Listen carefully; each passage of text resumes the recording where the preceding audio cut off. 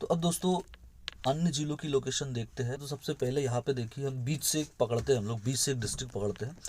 तो या इसको पहले तो हम लोग ऐसा देख लेते हैं कि यहाँ से एक छोटा सा ये पोर्शन को अलग कर देते हैं, जिसको मुकुट बोल दो या सर बोल दो एमपी का। ये ऊपर का जो एरिया है, इतने जिलों को पहले देख लेते हैं। उसके बाद में हम लोग इधर के कुछ जिलों को देख लेंगे, ऐसा इस तरीके से, और ऐसा, फिर ऐसा कुछ, और फिर कुछ बीच के जिलों को देख लेंगे। तो सबसे पहले चलते हैं ऊपर वाले जिलों की तरफ। तो ऊपर में देखिए आप, ये जो है दोस्तों, यहाँ पे पड़ता है आपका मुरैना। उसके बाद भी यहाँ पे पड़ता है आपका भिंड।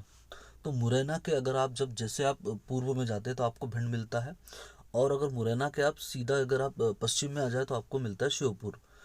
नीचे अगर आप भिंड के नीचे आते हो तो मतलब इसको ऐसे देख लीजिए कि ये जो श्योपुर, मुरैना और भिंड, इन तीनों के बीच में आपको एक जिला मिलेगा, वो मिलेगा आपको ग्वालियर। इन तीनों से लगा हुआ एक जिला मिलता है ग्वालियर, जो बीच में है। और ग्वालियर से लगा हुआ जिला एक है दतिया। उसके बाद में आप उसके नीचे आएंगे तो आपको मिलेगा ये शिवपुरी, उसके नीचे है शिवपुरी। उसके बाद में ये है गुना। उसके बाद में उसके नीचे, जैसे शिवपुरी से नीचे आते हैं तो आपको मिलता है अशोकनगर, फिर यहाँ पे मिलता है विदिशा, यहाँ मिलता है भोपाल, यहाँ मिलता है रायसेन। या एक तरीके से आप ऐसा इसको याद रख सकते हैं कि देखिए, बीच में आपने यहाँ रायसेन को पकड़ लिया, आप रायसेन को उठा लीजिए, और रायसेन से आप जैसे ऊपर जाएंगे तो आपको, रायसेन से जैसे ऊपर जाएंगे तो सबसे पहले आपको मिलता है क्या, विदिशा। जस्ट ऊपर आपको मिलेगा विदिशा, और विदिशा के जस्ट ऊपर मिलेगा आपको अशोकनगर। अशोकनगर के जस्ट ऊपर मिलेगा आपको शिवपुरी, और शिवपुरी के ऊपर ग्वालियर, और ग्वालियर के ऊपर मुरैना। अब मुरैना के बारे में तो पता है कि मुरैना के पूरब और पश्चिम में क्या है, पूरब में है भिंड और पश्चिम में है श्योपुर। ये इस तरीके से इतने जिले याद हो गए आपको।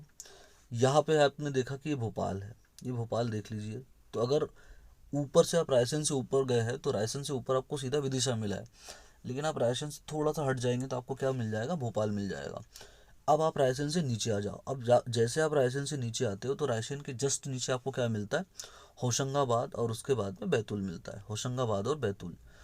तो रायसेन के नीचे आपको जस्ट होशंगाबाद और बैतूल मिलेगा। फिर आप इस साइड पे आ जाइए, ये वाला जो आपका पूर्वी भाग है, पूर्वी भाग के जिलों पे आते हैं। तो पूर्वी भाग के जो जिले हैं, सिंगरौली, तो सिंगरौली से जस्ट पहले, सिंगरौली से सीधा जस्ट पहले, या पश्चिम में, सीधा पश्चिम में कौन सा जिला है, तो वो है सीधी।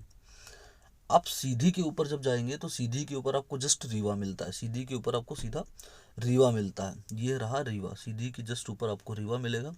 और फिर रीवा से लगा हुआ ही आपको इधर पश्चिम में, रीवा से लगा हुआ पश्चिम में आपको सतना मिलता है। सतना से ही पन्ना लगा हुआ है, सतना से ही क्या लगा हुआ है, पन्ना लगा हुआ है। और पन्ना से ही अगर आप पश्चिम में वापस चलेंगे तो आपको छतरपुर मिल जाएगा। और छतरपुर मिलने के बाद में आप छतरपुर के पश्चिम में चलेंगे तो यहाँ टिकमगढ़, और टिकमगढ़ के जस्ट ऊपर आपको निवाड़ी मिलता है। तो टिकमगढ़ के जस्ट ऊपर आपको निवाड़ी मिलता है। मतलब मैप में अगर आपको याद होगा तो ये इस तरीके का जो ये बनता है। तो इसके जस्ट ऊपर आपको ये पता होगा कि यहाँ पे एक छोटा सा जिला निवाड़ी है, और उसके नीचे टिकमगढ़ है। और उसके बाद में आप आते हैं इस साइड, वापस आते हैं सीधी के पास में। तो हमने सीधी के ऊपर गए थे पहले, तो अब सीधी के नीचे आते हैं।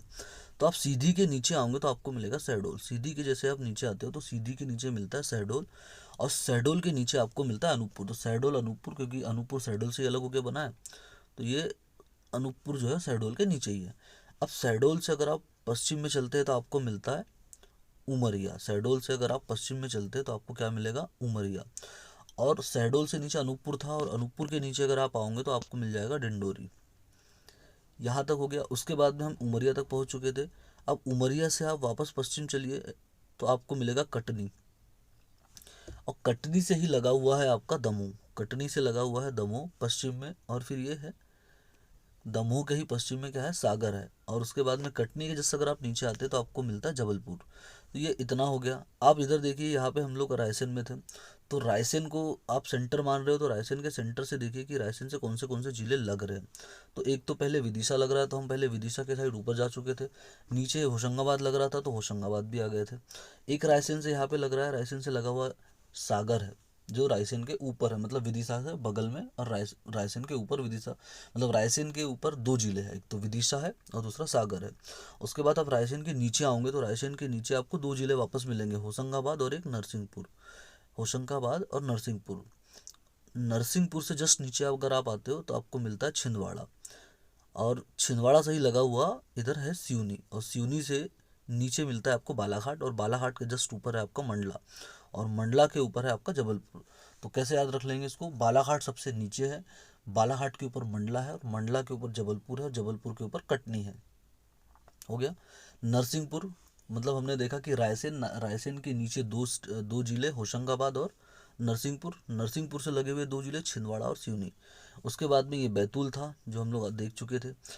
भोपाल से लगा हुआ जिला अगर आप देखो तो भोपाल से जस्ट ऊपर विदिशा लगता है, भोपाल से जस्ट ऊपर विदिशा लगता है। देखिए क्वेश्चन याद रखिए कि भोपाल राजधानी है, तो ये भी पूछ सकता है कि भोपाल के साथ में कौन से जिलों की सीमाएं लग रही है। तो याद होना चाहिए आपको, एक तो विदिशा, दूसरा आपका राजगढ़, गुना, सीहोर और रायसेन।